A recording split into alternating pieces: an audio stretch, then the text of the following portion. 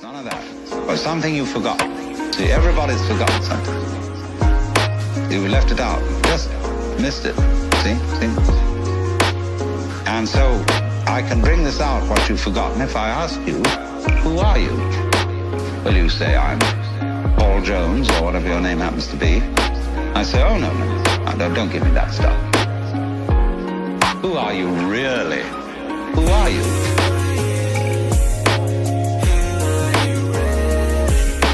Who are you?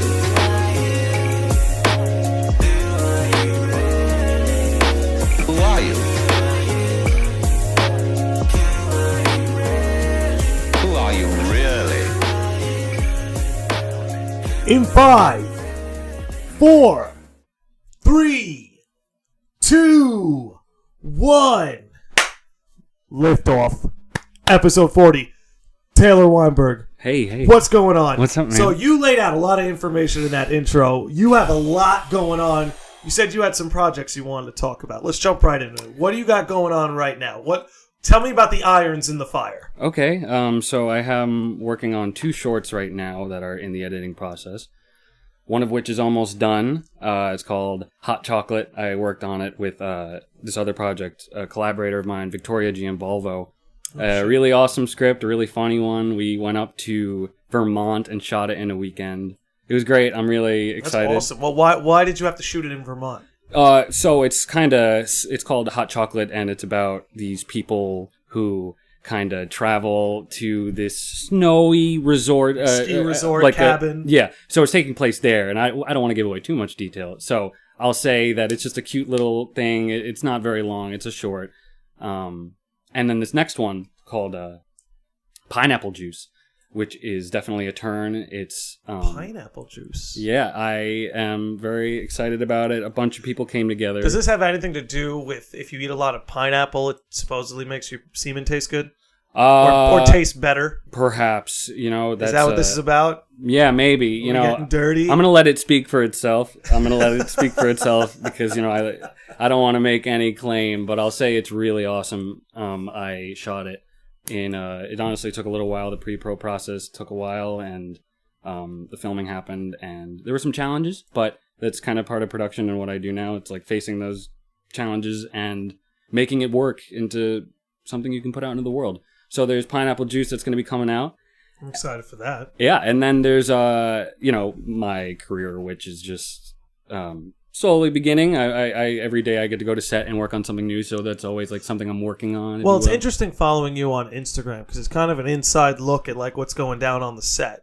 I try to do a pretty good job of like kind of letting people in on that kind of whenever I can. It's tough because sometimes I'm sure. Sometimes it's like you're glued to your work, right? I get it. And you want to be I actually just made a post on Instagram about this. It was a thought that I've been thinking about a lot. It's like you want to capture it so much because you're learning so much and you want to make the most of the opportunity. But then you have to kind of exist in the moment and really live it. You don't want to like be documenting. You want to be truly experiencing that. So it's a funny thing. And then at work, if I just have a moment where, we're set and I have a moment like, okay, I could pick up my phone and just like, do a little boomerang. But yeah, I try. Oh, we were talking about this. It's funny. It's like, I almost feel like smartphones are like modern day Philosopher's Stones.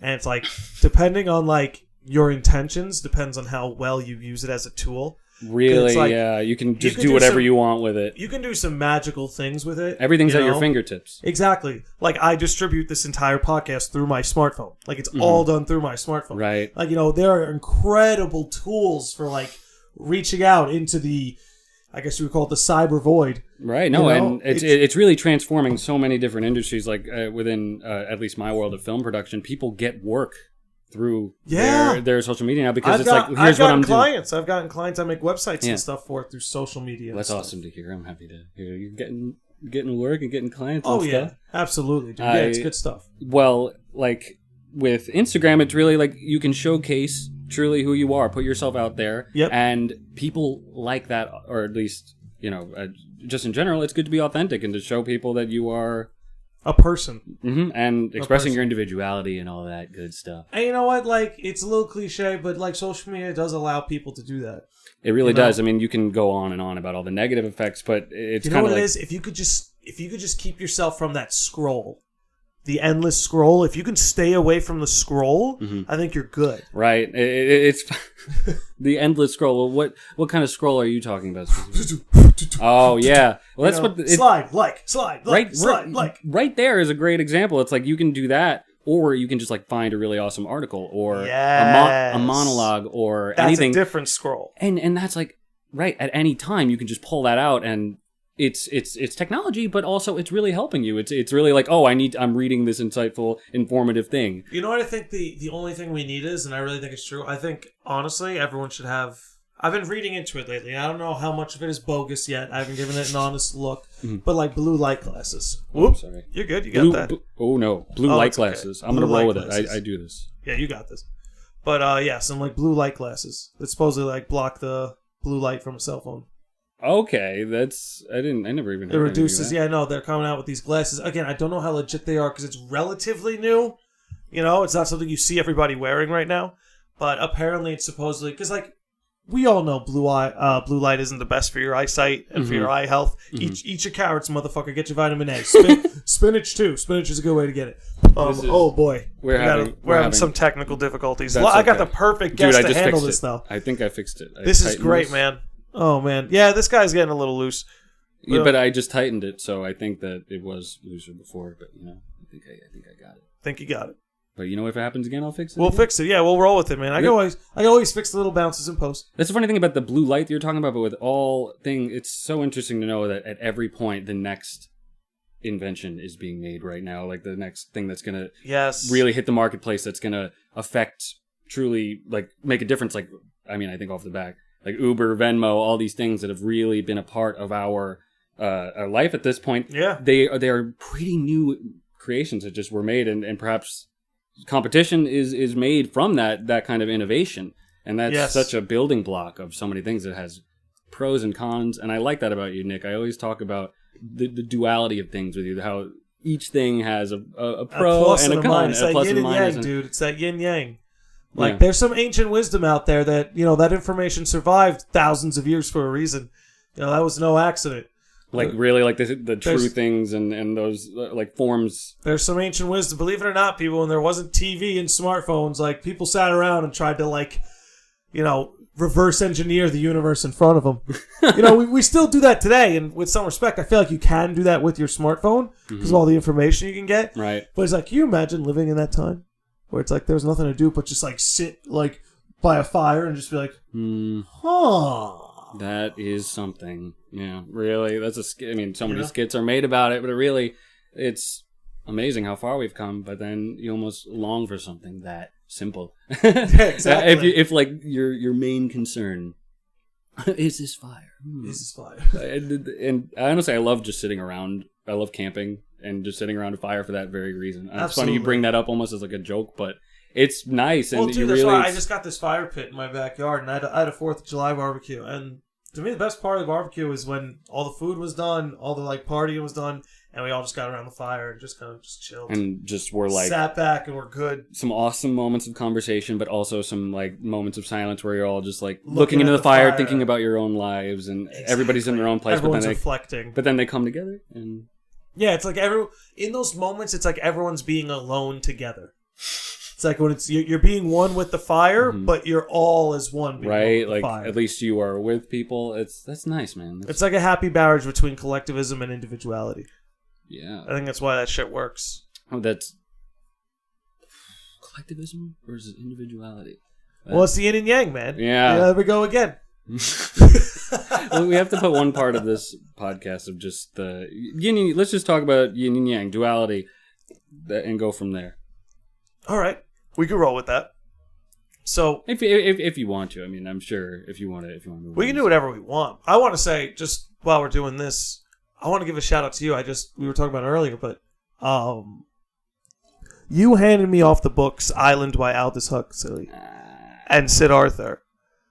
Bro, those are some profound books during profound moments in my life. I've read Island right after I graduated college. Okay.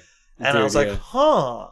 So like attention is the number one currency. Attention. Attention. Here now, boys. Exactly. Here now. Here now. Like a bird. But You do I'm that so great. glad you do that great. That inflection. That's great. I've read it a good amount, and also when you read a book that vivid, you kind of paint a picture of it in your head, and you really kind of, that's what's so awesome about literature and the arts is it kind of gives you this form, and then you can fill in the details from there. I mean, it has like extremely suggestive things, but a lot of the time you have to like decode it. You have to put those pieces together yourself, and you really have to like find your own meaning there in a lot of places. Yeah, you have to really line up the pieces. It's on you. But that, you find common themes with different authors, like with Aldous Huxley and with Island and Siddhartha, two very different books, but there are some, you could say, similar themes there, and like definitely some universal principles that they're following that these individuals were like thinking about when they wrote it. And anybody watching this or listening should read those books if they really want to. Honestly, have a great read. It's a great reads. Both are fantastic reads, and I think what a lot of those two books comes down to is like, hey, it's all on you. Mm-hmm. At the end of the day, it's all on you. My favorite is in the beginning of Island, where there's that like little accident, and they walk them through. They're freaking out, and there's a little girl being like, "Are you okay? Are you hurt?" They're like, "Oh, no." They're just in shock. They're like, "Oh no, I'm not." So what are you upset about? It's like, all right, well, and she has him like recount the event. Yeah. It's like, just walk through it, and he walks through it, and he calms down. And she's like, oh. That's not so bad, right? And that's such a great intro for the rest. And it says so much about just what education could really be about. It has so many different ideas. Education's tough, right? Yeah, it's got to be tough. Organized education. Well, what do we really? How do we want to teach people, or how do we want to give like this structure? You know what the truth is? You have to teach people how to adapt. I think that's the ultimate. Skill. Mm-hmm. I think the skill of adaptation. And change. Yeah, well, that's what life is. Life is always constantly adapting. I mean, and maybe not every life, but at least some of the great ones are in mine. It's always just like always dealing with a new set of circumstances, whatever that mark of time is. But you're always adapting and always changing and always even within your professional life and personal. And it really professionally, I found that more and more. Professionally, for sure. You know what? It occurred to me a few years ago that like professionally, I really feel like it's all about skills. Having a diversified skill set, and somewhere in that skill set have like one fundamental thing. Right. You're really focused in. Yeah, and it's so about that, and it's also about who you know, and it's a lot of who you know. A certain amount of luck, but especially also around here. Really, in New York. I mean, it's so competitive, but you have to kind of allow I don't know anything, but at least for my production world and being responsible for knowing what I'm doing and my word being good, it's like you really gotta put your best foot forward and step up, be kind, admit when you're wrong, but also capitalize on moments, and that can get you to the next one, and that will be like, okay, he may have not been perfectly what I needed, but he's kind, he's got a good work ethic, he was there, I want to keep him, I want to bring him back, and it's really just kind of cutthroat at points, because if you're not putting your best foot forward in all those ways, if you're not skilled and you're not kind, you really don't have anything, and it's kind of this loop. You couldn't be more right. I couldn't have put it any better myself, dude. And it's like, what's a big part of it too? A big part of it is like, it's good to admit when you're wrong, but what's equally as valuable is voicing when you're upset. Mm-hmm. Voicing when you think something is wrong, when you think something else is wrong. Learning how to voice that's important too. Right, but then it's so interesting because you may be upset, at least, but lately I've found some challenges because your emotions in professional places and personal ways, they don't really matter to the situation. Like when a job needs to get done, or like the bottom line is the job has to be done. And it's like and that's what's so hard about working with friends sometimes. It's like you have because it's hard to understand that. You really have to I have to get this done, or this deadline needs to get hit, and either you're doing it great, you're like, I don't need to worry about it, right? If you're producing it, and if they're not, it's like you're accountable, you're responsible, and that's hard. That's really as we get older, it's becoming more and more difficult to merge those kinds of the business and the personal, and really like gain the skill and also be kind but the skill, it kind of goes back to that. You really have to. You keep saying be kind. You keep saying be kind. And I really do like that because I think that is a virtue. You have to be kind. It's like because you know what it is. I was always Gary V style. We'll go on Gary V. I was saying I was always raised on the phrase of like you catch more bees with honey. Always, and then you feel the vinegar. You felt the vinegar in your life. Yes, and right. That's how the expression goes. You can catch more with honey than vinegar. Like you really. It's like Nietzsche's almost concept of the bottom. Like you got to be good at that bottom, so the honey you can really savor the honey. You can really appreciate those great moments that happen. Really, really understand. And some of the best moments have happened like that, at least for me. And there have been some vinegar moments. There's always vinegar moments, and there's always honey moments. They're always working together. You need both. You definitely need both. And you always want it to be honey. A wise man knows that he doesn't. A wise man knows he needs Game of Thrones, Peter Dinklage, I wasn't into Game of Thrones. Oh. But I did a whole episode on a Game of Thrones debate. I hosted 2 people. One who thought it was awesome the final season, and one who thought it was awful. Where do you stand, out of curiosity? It's a great show, but the moment I was referencing was Tywin Lannister. It's like that. It's hard because Tywin Lannister was this very strong character, and he represented so much strength that I feel like once he died, I feel like the show for me kind of lost this element of total brute control that was such a metaphor for the individual now, where it's these dynasties trying to establish themselves. And once that no, I actually just gave a spoiler. I hope that's not the worst thing. No, it's too late. It's too late for people. Oh yeah, really? Yeah, the show is happened. It's too late. But I'm sorry if it just happened. But I really respected the rest of the show, though. To answer your question, it was good. And I was entertained. So many people were hating on it, but so much production value went into it, and I really appreciated that. I have found that I feel like so many things are notoriously hated now, or things that people are just popular upset. to jump on a bandwagon of just shitting on something. And I think a lot of people. I don't want to accuse people, but a lot of the time it's not the content that's bad. It's you're just kind of upset at everything. Well, because you're so personally invested, and that's what's so awesome about these cool things that become mainstream and popular. It's everybody can kind of be in it together of enjoying this thing and have dead. I think the monoculture's dead. Yeah. I think Game of Thrones is the peak end of the monoculture. We might have something that a bunch of people are in on, like Westworld when it gets to its end. Mm-hmm. But the monoculture has peaked at Game of Thrones, and now it's all... Because we are all diving into our own subcultures. Right. We're all diving into our own subcultures. And there's so many. It's an infinite number of them.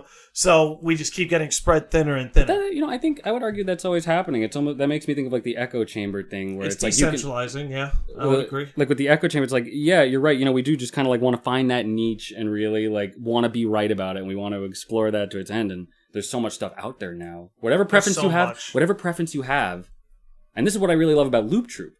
It's if anything you want to explore, it's out there for you to really dive in there and to see some stuff just because you have that preference. Like with Loop Troupe, we have a band for you to listen to. We have visual art that you can look at. We have live shows that you can come and attend. We're going to be, we have not only Loop TV, which is more short form comedy skits. We're going to be working on a short film soon, which... Oh, shit. Yes. Nice. It's going to be really awesome.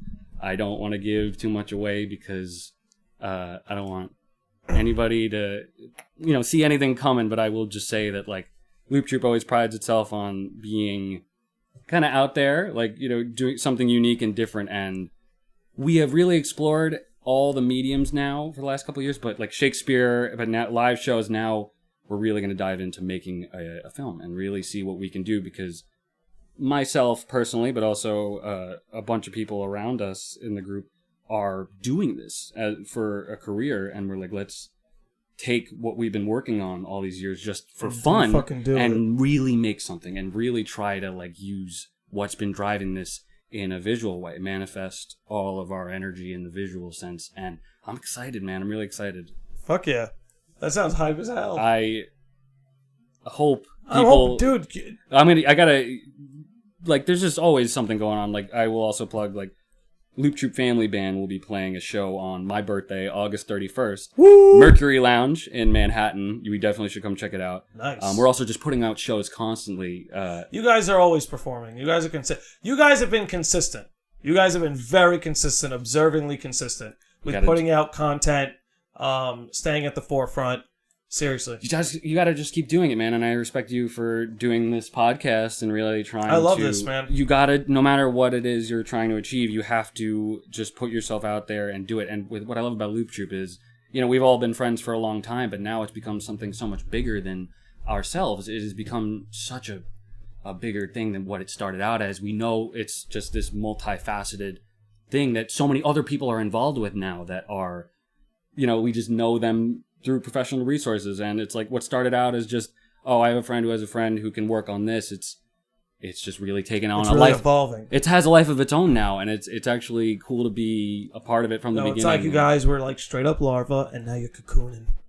Very well said. Very well said. You're cocooning right now. You always have such a good way with words. Oh, thank you, man. A fine way with words. Thank you, man. Some of it is the books you recommended. I That's have more for you. Please do. We have yet to scratch the surface. Please do. Maybe I could pass something off to you. I would love that. A bookshelf over here. I was just saying to you earlier that I need to get back. I've been working so much lately that I have not really picked up a good book and just dived into it. Maybe I could throw something on you. That's what I really miss about living on Long Island. I loved when I worked in the city, when I would commute on the LIR, I would just have so much time to read books and just like really sit there for a long time and just... But now I work in Brooklyn, like 20 minutes away from me, and I'm just there. You know, everything's different now. And when I'm home, I'm just editing videos, and you know, I write some stuff on my own. I'm like doing that in my spare time, so it's like it's funny to navigate all the things. I feel you. Dude, I've been doing a little bit more video editing lately. I'm starting to get a little bit of a hang for it. Yeah, well, is that from the video game stuff you've been going into? I edit the video game stuff. I edit the podcast on YouTube. I edit those YouTube episodes. I do some stuff for my job. Like I create an e-commerce site at my job. So, I think you told me that. How'd that go? It's going pretty well. Yeah. It's going pretty well. I'm really happy about it. But I created some like tutorial videos. So it's hard. Editing is hard. Tutorial videos are even... Well, I just did a screen record of my like browser, so I would just film myself doing certain functions on the site. So I have like a tutorial section on the site. Well, I'm working on that. I'm adding that soon, but there's gonna be a tutorial section of the site where you could just like. That's cool though, and it's nice. I definitely right now I'm just trying to like do it. I make some stuff for Loop Troupe, but and for myself I've been editing this stuff on my side, but it's such a thing. Like all things, you have to just keep practicing and keep working at, and like to think that you're gonna just one day hit it and be good at it. It's just, you know, not realistic. It's something you gotta keep working on, and that's so hard about having. Not hard. It's a luxury, really, to have so many different interests that you have to cultivate, and you have to really But that's kind of the difference, right, between something professionally and something that's a hobby. But the hobbies take strong hold sometimes. The hobbies take strong holds, man. Like, I got into painting for a while, really randomly. Like, I left my theater job, and I didn't know what I wanted to do, and I was like, let me just become an artist for a while and do that. And that was a whole world in itself. And if you want to go to my Instagram and scroll down, you'll see some cool abstract acrylic pouring that is a... Dude, this is... I feel like you're going to be like me in the sense. I don't understand the people who like... They're like, yeah, I'm retired and I'm bored. I'm like, what? What do you mean? I know. That you're so you right. You have the world at your hand. Like even if you don't have the means to travel the world, like right. You still just these things in my room, I'd go insane. Between the instruments, right, yeah. Between my laptop being able to write things. That's so. Like, I really agree with you, man. I think that when learning a new language, mm-hmm. like the time is yours. But I feel like there are people who are retired who really like do stuff, who continue to work. It's like, okay, this one career of mine is done now. What's next? Yeah. What's next for me? People want to work. I really believe that. I think people want to work. You must. That's a really great point, man. That's a great, like Chekhov, Shakespeare, all of it. It's like, working is You gotta work. Yes. Idleness is worse than death a lot of the time, in my opinion. That. Like idleness is worse than death. Idleness is worse. In a lot of ways, like being bored. People can be bored. That's fine if you really want to do that. That's cool. But working and really staying busy, even just for your own, whether it's for the world or for your own personal mind/garden, like it's just good for you to be busy and to be doing things and to be like, that's funny. But the world needs that. I think that's something that people need to feel. Because a lot of people say like, well, what about me? I'm just this individual node. I'm one like little speck among 7 billion. Right. What does it matter if I tend my garden? But it's like you couldn't be any more wrong. Mm-hmm. It's like if you do a little, I guess, I think it's called arithmetic. Yeah. Where it's like, in your life, you'll get to know between 500 and 1,000 people. Mm-hmm. Like, get to know them, right? Yeah. I'll get to know 500 and 1,000 to 1,000 people. So us communicating is two networks colliding that are connected to 500 to 1,000 people. But you know what's crazy? Yeah. All those people, they know 500 to 1,000 people. Mm-hmm. So that means you're 2 people away from a network of 1 million. That's why I really love going out sometimes in New York City, because if you're going out with your friends, my math might be wrong, but I'm being conservative. You made your point. I did, yes. You made your point, but that's so funny. I think what I found is the older I get, the more you're right, the more people know everyone else. And I show up at a party and I know this person. I actually really know this person well because they know a good friend of mine. Yep. And it's like, what's that theory? Like 6 degrees of separation or whatever. Yes, like, everyone's connected. Like really, truly, people. And it's almost like couldn't be any more true. It's like it's so ironic sometimes, right? It almost is like baffling. It's like that you're running into this person. Sometimes I'll just have spoken to this, or I'll go see this band that a friend of mine performs, and then the next day I'll see somebody who's vaguely connected to that, and then I don't know. It's almost like. It makes you think, right? It makes you think we might be in a simulation. Might we be in a simulation? I mean, we might be. Dude, anything's possible. Like Trump is president. Like anything is possible. The ceiling's broken. The ceiling truly is broken in every different way and another. We were saying this earlier. I really feel like we are in uncharted waters on a bunch of different levels, but. While it's so horrifying and scary, the infrastructure's changing. Right, is what's happening. Right, and not just politically, personally, on all fronts. And while it's all terrifying and horrifying, it's really fascinating. It really is. We're in we're in really new times where everything. People should be excited. We have our trials. We have our trials right now. Right, Make no mistake about it. Mm-hmm. But. Well, it's so hard. I'm sorry, I didn't mean to cut you. It's okay. No, go for it. It's just so. No, I wanted you to. I was just going to say it's so hard to feel optimistic sometimes. I think it's fair. But you know what is? The news is designed to make you feel pessimistic because then you're glued to it. It's like there's a balance out there. It's like that yin and yang we were talking about. It's like for every horrifying thing you see, like there's equally something as like inspiring and beautiful on the other end. Right. Like what's his name? Akon giving like millions of people power in Africa on his own dollar. Yeah. Yeah, no, really. It's a beautiful thing. There's Bill Gates eradicating diseases worldwide. Like there are good things happening. Be kind. Be kind. Be kind. Be kind. It's true. You wanted to get into Gary Vee. You want to get to Gary Vee. Well, it's just it's straight up. It kind of goes into the optimism thing that we're talking about, and really putting in work ethic that goes bigger than yourself. It really is just whether it's entrepreneurship or anything, you have to go for it and not be afraid of failure and put your best foot forward. And honestly, I keep going back to the theme of not being afraid of failure lately. Because you can't. Failure's part of the stair. Every step on the staircase to success is failure. Right. All the steps. And the more steps you take, it's just the more risky it's almost like the more money, more problems thing. Like the older you get, it's like I always thought the older we got, the more things would make sense. But I think the older we get, the more I'm like, I don't know what's going on. But that's the thing. The more you acknowledge that you don't know what's going on, the more real your world becomes. Yeah, no, really, and the more you actually start to attach to the things you do know, that you do care about, and that you really can jive with, and that you believe in. And wow, that's a really great point. That's a really wonderful thing to think about. Yeah, and social media is designed to take that from you.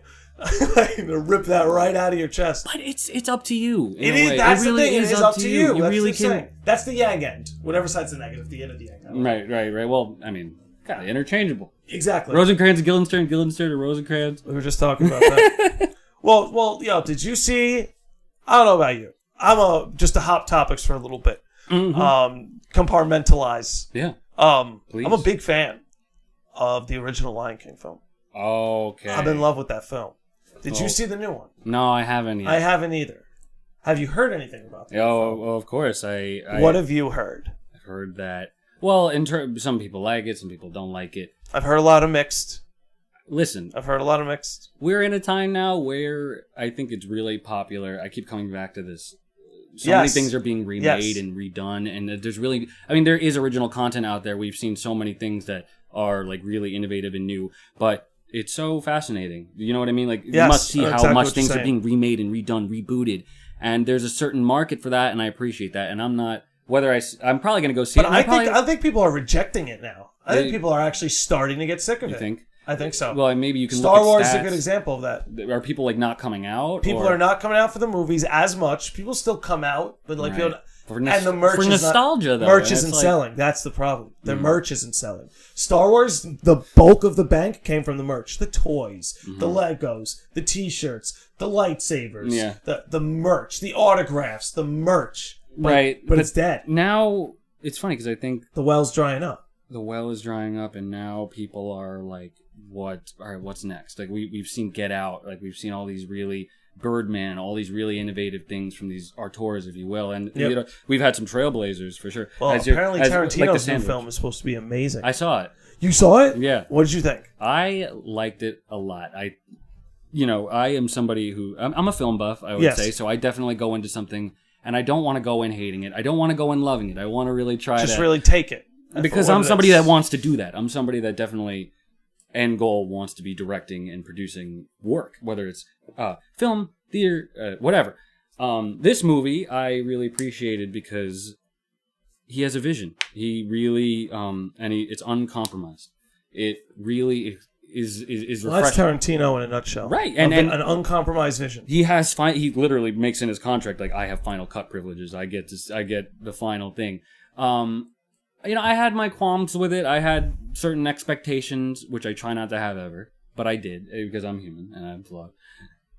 But there were things I didn't like, but there were a lot of things I loved. And one thing I will say, the combination of Brad Pitt and Leonardo DiCaprio working together, I've been thinking about that. I feel like since I was a kid, seeing those two guys work together, there's something very powerful about the two of them. These like almost like I was reading an article that like described them as like the last movie stars before social media came out, and like there was this box office recognition. There was like the Will Smith, Tom Cruise, Brad Pitt, and Leonardo DiCaprio. There's like really something special there, and I think there's going to be something special about like The Irishman coming up. Hey, you know what's crazy? Scorsese. I feel like that's why it took so long for them to give Leo an Oscar, because I feel like they knew that, so they were dragging it out as long as they could. Because they knew people would not be as like drawn to his movies. Right. If that little subplot wasn't true. It's actually kind of pro wrestling if you think about it. Pro wrestling is a whole other category. But yeah, that's a great comparison. Did you say you wanted to talk about Hamlet? Oh, well, shout out to my boy. You want to shout out to Hamlet Hurts You? Shout out to Hamlet Hurts You. If he's my boy. Me and Hamlet are really tight. Hamlet's a good dude, man. He is a really good dude. He's a nice guy. But ultimately, I would tell people to go see it because it is definitely just better than anything I've seen in the in just TV. Yeah, how do movies. you feel? How do you feel about the whole Marvel craze that's going through that took cinema by storm? I might be. Tell me if I'm wrong. I might be the first person on this show. I don't go. I have not seen any of them. Really. No, I've had people who are just not into it. I've had people who are not into it. I know like you're super into gaming, and I feel like there's some crossover. There is some crossover. Marvel. I'm not super sucked in. Okay, well here's the thing. I like it a lot. I watch it. I pay attention to it. Some of it is garbage. Some of it is definitely garbage. I respect it a lot. I think it peaked at the Dark Knight trilogy. I think the genre already peaked. Well, here's the thing. I watched the Avengers movie on a plane ride, and which one? Infinity War or Endgame? The one that Thanos appeared in the first. The first where Thanos won. I love that movie. I gotta say that's what's smart. I'm skeptical of Marvel. You know, I have my qualms, but I truly wasn't expecting that. And as a you know what I mean, as an aspiring maker of things, I love when my expectations are Well, how great of a character was Thanos? It was great. It was in great. Infinity War. Well, I love that. I love that archetype of it's necessary. Yes. That's why I love, like, balance. In Loot Troupe, I've gotten to play some Italian guys, and it's like, it was necessary. Pop some guys, it's necessary. Killing a bunch of people, and, it goes back to Game of Thrones, that kind of attitude. It's like, it's so fun to almost explore that. And not only that, I think the real profound part of his character arc and building his character up was him, and this, if you remember him getting the Soul Stone, where he had to sacrifice his daughter. Yeah. Because then when they described to him what the terms were, it's like, you must give up what you love most. Right. And then she was like, you failed. You've never loved anything more than yourself. And then you just see him with that sorrow look. He sacrifices his daughter and he gets the stone. So what that tells you is that he truly did love his daughter more than anything. And he can't get that stone without a genuine sacrifice. Mm-hmm. And there's something in us, and this is what religion has been propagating. There's something in us that immediately connects to sacrifice. When we see someone make a sacrifice, we can't help but admire it. Yeah. So when they made you admire the villain for his sacrifice, it was a weird conflict. Well, it's funny because it's such a mainstream thing, and it's against my criticism that I will say. One thing is, like, I argue its authenticity, or rather, like, how popular it is. The fact that they were able to do that, and really challenge, go that extra mile, and kind of surprise a person like me who is expecting a certain thing, and be like, no, like, life is like this sometimes on such a large level, because I always have the corporate fear of, like, selling out and, like, things having such a big budget that it loses kind of its artistic stuff. Yes. And there clearly wasn't. So, and as an artist, I really appreciate that. Those are my favorite things, when I can watch it and, like, leave and be like, oh damn, all right, cool. That makes me think, and I thought this one thing and now I'm here, and that's great. That's all you can really subverting expectations is a really powerful thing to do in storytelling. Well, escapism is so cool within the arts, because you really have an opportunity to suspend people's disbelief and create stories and so that's... Well, I always thought that stories, no matter how fictional and grandiose they are, it's really a great way of communicating wisdom. Mm-hmm. Passing down messages. It's like, if escapism into a story is actually, like, that's about as good as escapism can get. Escaping into a story, because, like, you're willing to hear the writer or writers out on what wisdom they have truly to offer. And because it's so funny, it's so assuming. I think we might have touched upon this a little earlier, like, oh, who am I to speak on this thing? Yes, you have to be very educated, you have to be very informed, but if you really do know about that thing, you have an opportunity to, like, provide substance to a lot of people that could help, and I guess that's the second point. It's like provide substance and also, satisfy your own artistic and philosophical ideas and make a difference in the world. Oh, yeah. And that's what's really interesting. And you were telling me earlier, like, from this podcast, the fact that you have people coming out to your stuff because people listen to this. Yeah, people come to the Smash tournaments. That's what it's all about. Reach out to me. Yeah. You put things out there, and then people pick up on it. It's like, well, I majored in communication in college, and it always kind of comes back to that for me. Interpersonal communication of, like, putting out a message into the world and letting it, sometimes it doesn't get picked up. Yeah, sometimes it's an empty transmission. And that really sucks, and it really does, but sometimes it does. But you know what it is? It's like, it's never been easier to distribute your transmission. It's never been easier. Right. So it's never been easier for people to pick up on what you're saying or pick up on what you're putting out. And if you really don't give a fuck, and if you really are, like, kind of, like, not afraid of failure and put yourself out there time and time and time again, whatever your goals are, I think that's a great line to finding some kind of happiness and being, like, zen and finding a good place to be in your life, just on all different levels, you know what I mean? Oh, yeah. Without question. I always like talking with you, Landi, because I feel like when we start talking about things, it sets off so many other different possible conversations that can be happening. Dude. Everything is always so all-encompassing. There's always, like, such a bigger thing going on. It's like, we mention one thing, and then that makes you have all these other ideas. Off. Yeah, it's so easy to get, like, derailed, because we have so much to talk about. And it's so funny because we can not see each other for so long. Facts. And then it's been a while. It's been like a year since we saw And then we each come other back, last. and it's like, there's just endless amounts of things to catch up on. That's so true, dude. And that's great. And I really... Great. I really value that in people. So me too. Thank you to the Landi Lodge. We've been friends for a really long time, dude. Yeah, we go way back to. Was it Calhoun Bowling? Is that where we met? We were on the bowling team. Calhoun Bowling. I can't believe you're bringing that up. We were on the bowling team. As I get closer to the microphone and more uncomfortable, I was on the bowling team. I was yeah. This guy was varsity, and I made it. I was varsity for 1 year. Yeah, you didn't. And then I dipped. I stuck around longer than you. You stuck around. I was done after 1 year. I did it for a year. It was fun. Which sucked. We had a good time. We had a did. good time. What we did. The bus rides were fucking chaos. Vogel and Muller. Shout out to Vogel. Shout out to Muller. In the back.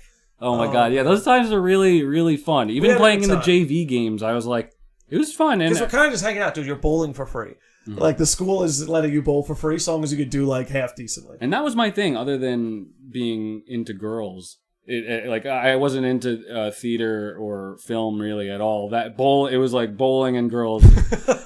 Like, unfortunately, I did not get that appreciating education and like other things until later. So bowling, I cherish hardcore. I really appreciated those times. I do. Those were simple times. Just taking a ball, just bowling, baby. Alley. And so many great times in my life honestly happened bowling. Like memories with my dad, some of my first dates, like taking it super seriously. Bowling is a good time. Bowling is America. Bowling is like bowling is as American as it gets. Bro, this just makes me think of The Big Lebowski. But don't fuck with the Jesus. I was just watching a clip of that recently. You said it, man. Liam and me, we're gonna fuck you up, man. I love it. I can't get enough of that fucking movie. I love that. I love it so much. It's timeless. Like, that's something about cinema too. Is there is timeless cinema, that's an example. If you will let me indulge for a moment, that's really awesome because you can really capture a specific time or a specific vision, period of time, windows of time in life that you can like really document, and you're telling stories, but sometimes they're not stories. Sometimes, or it is a story, but it's telling a bigger real story or something that can be totally fantastical. Something totally like out of this box, Game of Thrones, Star Wars, whatever. So right now I'm really thriving on trying to, no matter what it is, no matter where I land in the storytelling world, just being okay with like that thing. And I have my preferences and always will. But like truly trying to be okay with the thing that you want to do, wherever you want to land, like to kind of contextualize a little more. Been doing more things other than being a production assistant as a job lately, which has been great. I've been really busy doing different things, but if it doesn't work out and I have to go back to being a PA, that's great. You know what the truth is? If you want to do something, you got to do it for free to start. Mm-hmm. If you want to do something, because you love it, because you really are just like that. Because you love it, because you have the passion, bro. When I went from working in like business, sales, and management to computer programming, my first gig I worked for free. Mm-hmm. I worked for free for about 2 weeks, and then the owner was like, "His work is really good. Let's just start paying him." Right? And they're like, "Hey, do you want we'll pay you hourly? Here's your hourly rate." I was like, "That's great. That's more than I've ever gotten paid in my life. Let's fucking do it." So I was just working got a part-time gig. Programming, and from there I was able to get a full-time gig. That's where you're really right about just kind of taking opportunities, and I guess sometimes it's hard in life to literally do things for free. It's hard. It's hard. I'm not saying what I did was easy. No, but you worked, like, you allowed yourself to be in that kind of place where those things can happen. You really have to allow yourself to have space to really focus on that, and to it requires so much effort to just do things personally. Yes, but then also professionally and managing all of it, and once again coming back to the balance, just like it is. It's a delicate balance, but like doing things for free, there's something special about it. Or not even for free, stuff that's like just small. Even if it's like, I've been to a lot of things lately that are just like suggested donations in the city. I saw a friend of mine's show in the city recently that was like so underground and so like. The actors probably weren't getting paid, or if they were, it was just like so small. But there's something so special about people organizing and coming together and doing what they love. Yes. There's something really wonderful about that. Yes. And it's like, even if it's, no matter what you feel about it, the fact that people are actually taking time to do that and to care about something like that, where they're putting in time out of their lives, not It's wonderful. That should be what humanity's all about. Just people coming together like that, and really all coming together, not working for free, making it all work for us. Not to get into politics. Here's an example of it. I play in a slow pitch softball league on Sunday mornings. And I've been meaning to come out to that. And me and the same guys. I've heard all about this. From Dan Muller, I take it. Shout out to Dan Muller. And we do it every Sunday. We do it every Sunday. And I tell the team all the time, like, guys, this is church. We're here every Sunday. We're here to celebrate life. Do what we love to do. Like, we're not the pros. If we were, we'd get paid to do it. Yeah. But no, we pay to do it. Yeah, this is church. We paid the church to let us do what we got to do on Sunday. And there's something really like we've been talking about today. There's something beautiful about that. That's what I really love about Most Troupe of humanity did not have most of human existence, there was no Sunday softball. There was no, I could take off from my life on Sunday because I don't need to work to survive. Like, I already worked my 5-6 days a week. And then there's always something else, though. It's like, okay, it's true because you say church. Yeah, it's church. It's like, because if really people aren't going to softball, they're going to church. Or if they're not going to church, they're doing something else. What are you doing? It's Sunday, but it's Sunday. It should be something holy. I honestly believe Sunday, you got to make it holy in some way. How do you fill that void? Do something on Sunday. You play softball. You play softball. I'm not saying fill your God hole with softball. I think that's... You should have your own spiritual venture, really ponder the universe, ponder a creator, ponder all of that. You really should. But what I'm saying is, like, Sunday, if you're living the type of life where Sunday you're really off from work, you should have something you do every Sunday.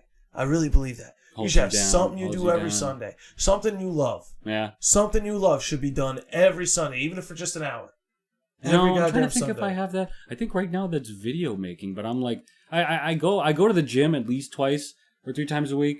But I think I need some more of that. But maybe I should come play softball sometimes. Honestly, come play some softball. Well, bro, get some sun, dude. Gotta get sunlight, dude. I want to get sun, but sometimes I absorb the sun. I don't get burned. Dude, I just become so you're like dark. me, so you're not like a complete like pale boy.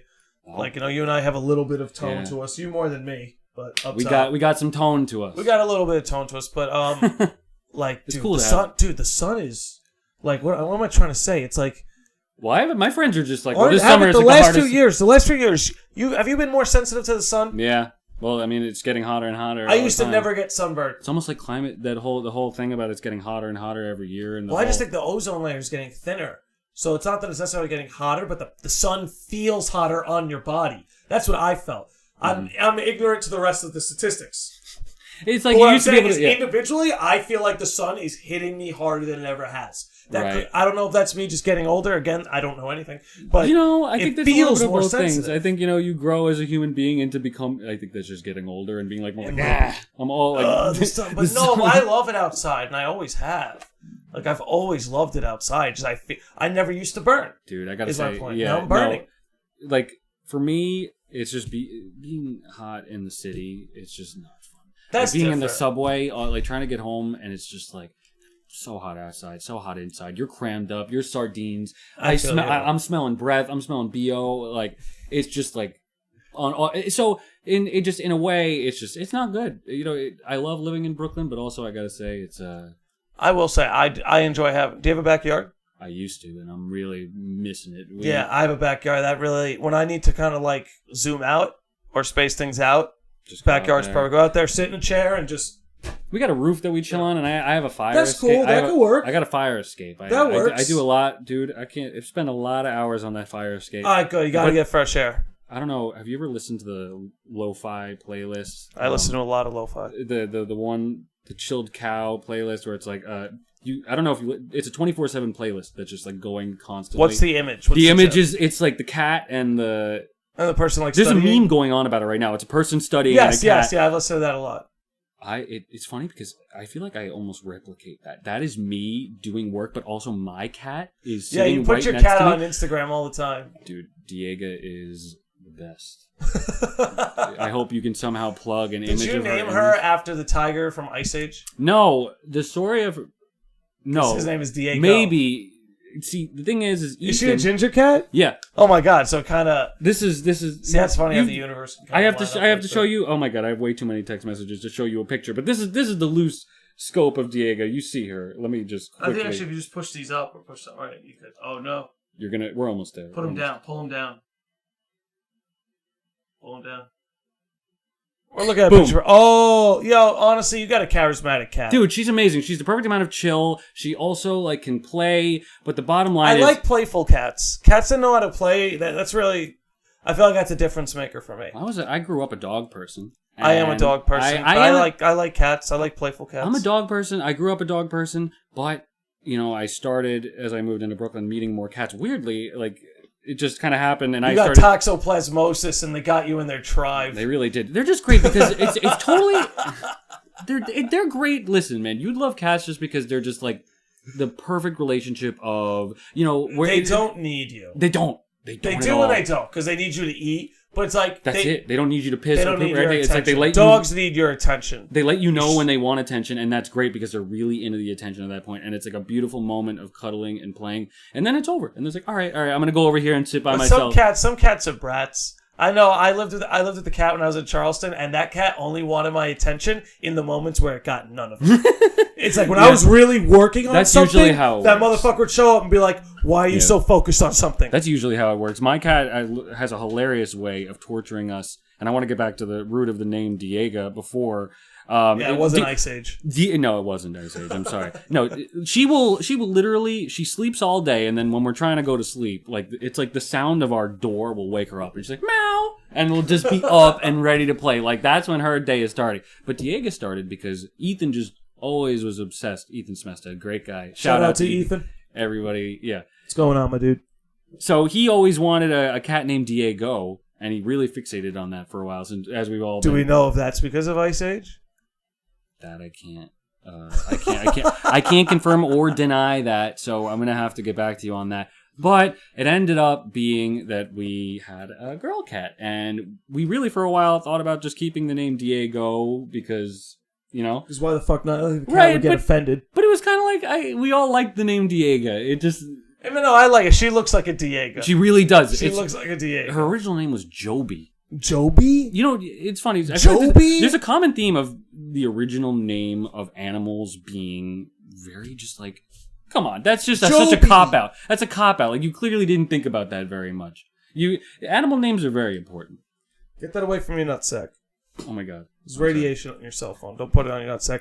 Dude, you're fucking right. And you're a good friend. Yeah, I got you. PSA to everybody listening, both men and women. Keep your cell phone away from your genitalia. That means you don't want it in your pocket that long either. Just keep it away.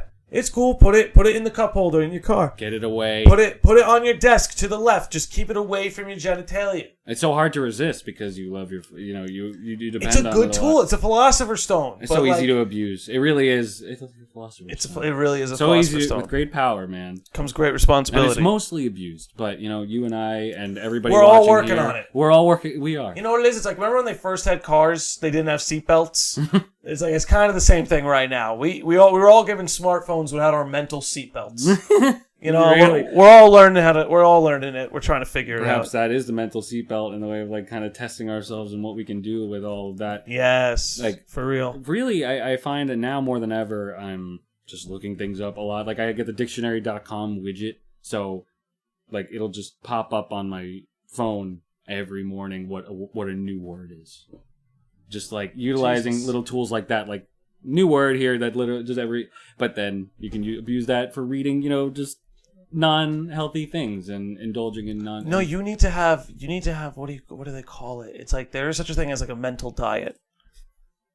You really need to let yourself be drawn to the things that inspire you. Make that a buzzword. Like mental diet. Increase and improve the. Because it's so diet. true, man. It's like you really need to gravitate to like things that inspire you. I think that's one of art's functions in this world is to give you a healthy mental diet.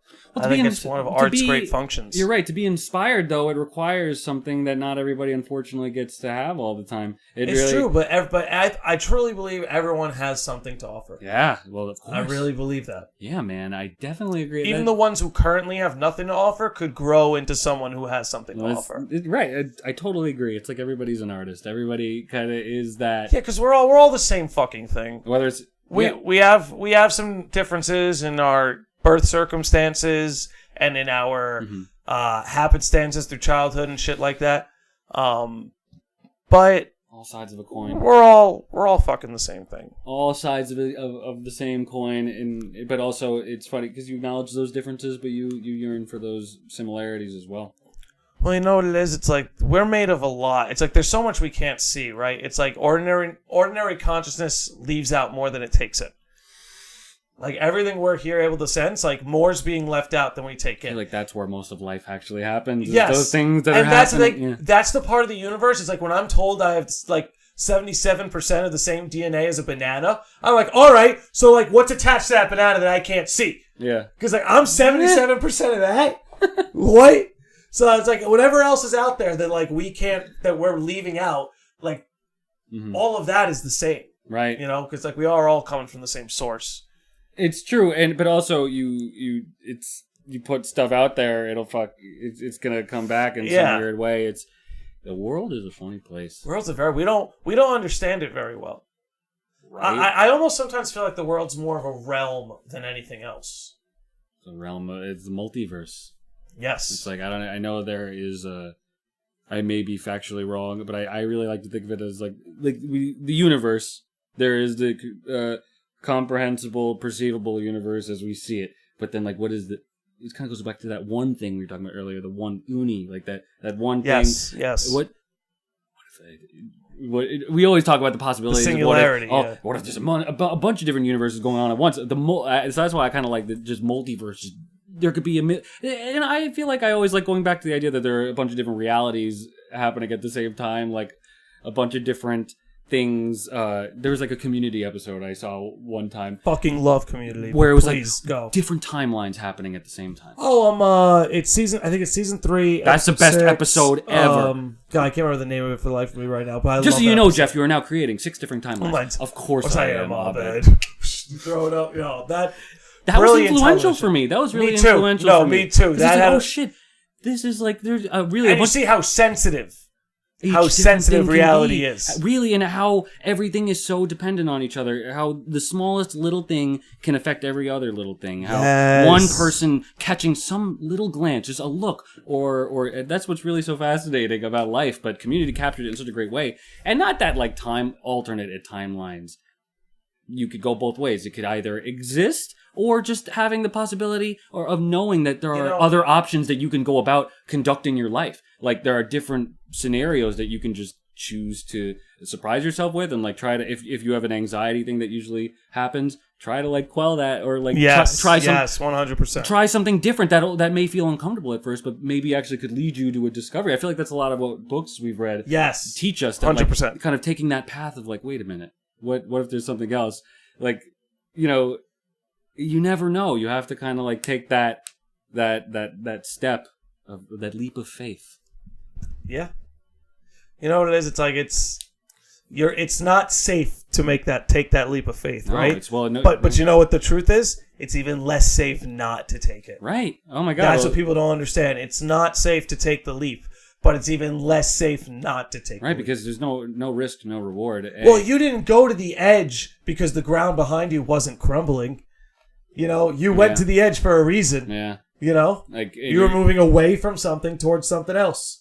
Gotta just literally move forward constantly. And it's so funny because you have to move forward constantly, but be always aware of what got you to that place. Like it's almost like you have to acknowledge what you've been, where you've gone, what all of almost like what you don't want to, some things that you may not want to think about, but really you have to face those things to accurately move forward and to really kind of take a step in a direction of true enlightenment, or like really setting yourself up for the best possible scenario where like you can know where you've been, your demons, if you will, and where you want to go. Be okay with those things, but also kind of like. And I feel like writing is a good way to get in touch with everything you're talking about. Writing is a really good way to get in touch with all of that. Everybody's, whether it's journaling, whether it's like writing a sketch. That's one thing they did, I think, at least in my elementary school, that I remember and appreciate. They made us write a lot. Yeah. We did do a lot of writing. I did not appreciate that at all, and I feel like I just did it to do I always did. It actually kind of was an escape for me. I remember when I was in 6th grade, like, I got bored. By the time I got to 5th grade, I started getting really bored in school because I used to get straight A's. I remember this happened. Oh, okay. I got straight A's, and like 5th grade happened. Yeah. And maybe it was puberty, but I kind of stopped caring, and I became like that BC student. Okay. Who just didn't really care, but was good enough to get by. Right. And the worst part is teachers knew that, and a lot of them kind of wrote on me for it. Rightfully so. They're always like, you could always try. And I would always just be like, but like, I'd rather not do my homework, get an 85, and let it balance me at a 78. Mm-hmm. Hey, listen, I got my degree. I'm doing all right for myself. Yeah, me too. It all worked out okay. Well, you get your act together. But when I was in 6th grade, part of our library thing, we learned about like Greek gods all year. And I remember that actually fascinated me. Mm-hmm. I was fascinated Greek by gods. mythology and Right. shit. So I learned so much about it. And we had a cool project where it was like, create your own Greek god and give him his own mythological story. I went crazy. I went so crazy, they let me skip class to keep writing what I was writing. Because it's so awesome when a kid... I always appreciated that because they saw I was passionate you were about into something. it, yeah. And they were like, let him do his thing. That's better for him than learning about mitosis right now. Right? Or what else can you ask for a teacher or like... That's honestly, it kind of goes back to what we were talking about before about education. Like, that's what you really want, to have somebody so invested. Yes. That, like, really, like, I want to learn about this thing because I find it interesting and X, Y, and Z. Yep. It's really great. That's how, and imagine if that were to happen on a larger scale. If we were able to create a system that kind of experience, that learning experience can happen, what do you think else could be possible? Exactly. I mean, 100%. It's really, I mean, it's, so it kind of goes back to that thing of being optimistic. I think that maybe one day we can get there. We can get there. But I really believe we can. I feel like maybe we already are. The fact that you just had that experience. We're getting closer. We're getting closer. It exists. It's out there. You felt it, and you've been there. It's just like, all right, collectively. But then it's like, it's funny because we're talking about United States or just the world as a humankind, as a species. It's really interesting to think about the bigger picture that's going on. Speaking of the bigger picture, because we got to wrap this up soon. But we've already gone over an hour, if you're wondering. Oh, really? Yeah, we've flown. Damn. Oh, shit. An hour and 3 minutes. Yeah, hour and 4. Hour and 4. Okay. But let's see. What was I going to say? Chip Gang. Talked about this a little before the podcast. Okay. So how do you feel about this, Taylor Weinberg? Are you going to put a chip in your brain that's going to give you AI capabilities? Considering the edge it would give you in the competitive market, the way it would help you be able to monitor your health, monitor sickness, catch tumors in stage 1. But maybe Google has access to your thoughts. No, because no, I don't want to be. stand? I don't want to be compromised. I mean, I'm willing to talk about this. I can definitely willing to be wrong in so many different places. I'm willing to have my opinion change, but there are ways to prevent those things without having a chip in your brain and have and being compromised. You can really find.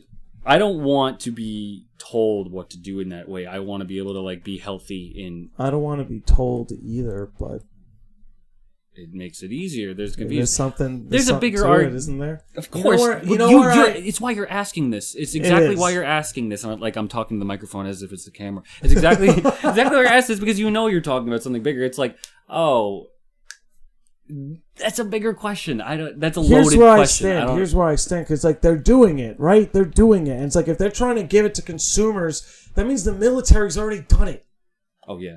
The military's already done it. Yeah. People in the military are experimenting with this. If Elon Musk is standing before a crowd of consumers talking about it, the military's already doing it. So, my thing is that just gives me bad vibes, though, if they're already doing it. Because it's I must think there must be bad intentions there if it's not all right, maybe I could be wrong. I'm just, that makes me a little uncomfortable. I'm ignorant to military intelligence. If I'm speaking truthfully. Right. Well, we were talking about this earlier, right? You really have no way of knowing. No one really knows what's going on. Whether it could be good intention having a microchip in your brain, but also it could be the other way. Do you know where I stand? You know what makes the smartphone work? What? I should know. You see how you put it on the floor there? Right. I feel like the chip would have to say, say you had a bracelet, and you put the chip in the bracelet, and it connects to your veins or bloodstream, and now you have it. But if you wanted to get the thing out of there, you could just... and take it out. If it's something that's removable and not surgically implanted into your skull, I think people will be more into it, and I think there's room for that. I think there's room for No, that. you're probably right, but that almost makes me a little... It's a little... because it's not... That's even worse. That's like, yeah, we'll give you the option. Yeah. Well, like... So you go in and you can go out. You can... It's like the dating apps. It's like you could... Or anything. You could turn it off if you want. Like, this is all optional. Like, you could have everything... But then they could, at the end of the day, just hack. Right. They could just hack. That's the scary thing. Right. But how do you build good fucking like spyware for fucking like a... Oh, it's scary, dude. It is scary. There are a lot of things that are scary. Have you ever seen microchips in the brain are a little scary, but you know what? I'd like to keep revisiting that because there's something... I'm sorry to cut you off. It's fine. No, I could talk about that after the podcast, but go on. Well, no, it's just... I'm a little... you kind of got me going on an interesting technology thought of just... the implications of such a thing.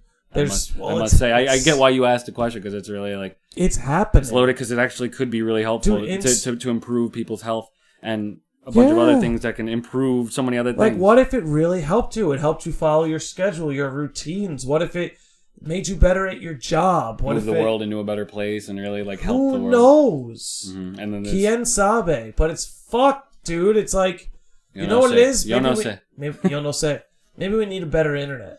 Maybe we need a safer internet, like we need like an internet revolution. You know what you need? Maybe you need your own server in your own home.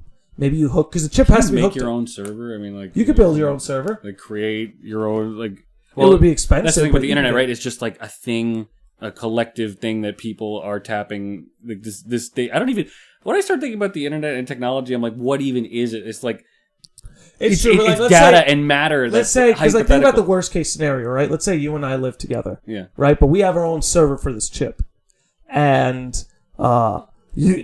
shit's gone haywire. You were wearing your chip and now you're possessed. Because your chip's hooked up to my server. If I unplug the server, I get Taylor back. As opposed to the server being in like your state capital or in like some tower building on the county. It's like you're hooked up to that server. If I pull that server, you're back. They can't access you anymore because that's what that thing's dependent on. Yeah, I almost feel like there has to be like it's like we were talking about before with the seatbelts. It's like when we first made cars, there were no seatbelts. Yeah. We didn't make any mental seatbelts for the phone. It's like, and this is something Elon Musk has stressed. It's like with AI, we don't get the chance to make that mistake. Yeah, we were able to get away with no seatbelts with cars. It's like we can't get away with no seatbelts in AI. Really? We only have one chance to get this right. There's some shit going on. It excites the fuck out of me, but it also scares the fuck out of me. It's a two-sided coin. I may always go towards optimism, but like the way you just described it to me, that gives me like a lot of hope, and I feel optimistic about just the fact that a guy like that is going out there in the world and trying to make shit happen on such a big scale. He is, and maybe he can't be trusted because everything he does is government subsidized. Right.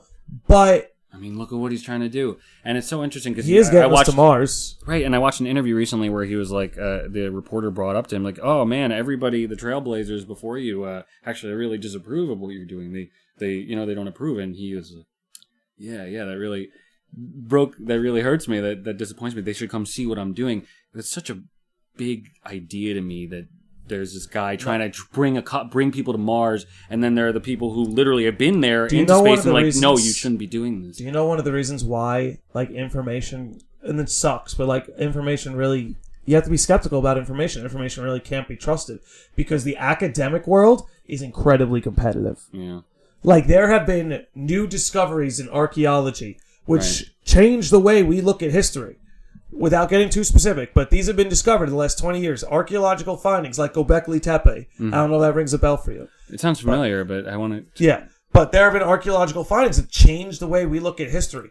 And it has to go through like a decade or two of political, academic nonsense before it could be accepted evidence and information. And it's like... and even now, it's still controversial, these kind of discoveries. And it's just like, fuck, because everything is just politically competitive, egotistical nonsense. It's all kind of connected in some crazy web, right? Because certain discoveries could have certain negative implications for other things. Like, if this one thing is okay, then all these other things must be okay. And our profit margin / interest XYZ thing, it will be that's a conflict, and we don't want that, even if it is a good. But I think the good prevails, and even like I hope Elon is a good person and like what he's doing. The person putting the chip in the brain has good intentions.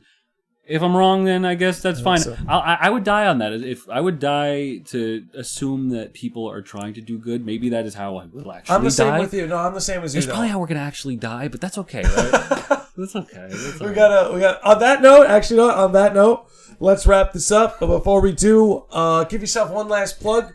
The floor is yours. Give the people your message. Well, thank you for having me, man. Check me out on all my handles, mainly Instagram. I'm on @TaylorDanielBerg. I'm working on a bunch of different projects.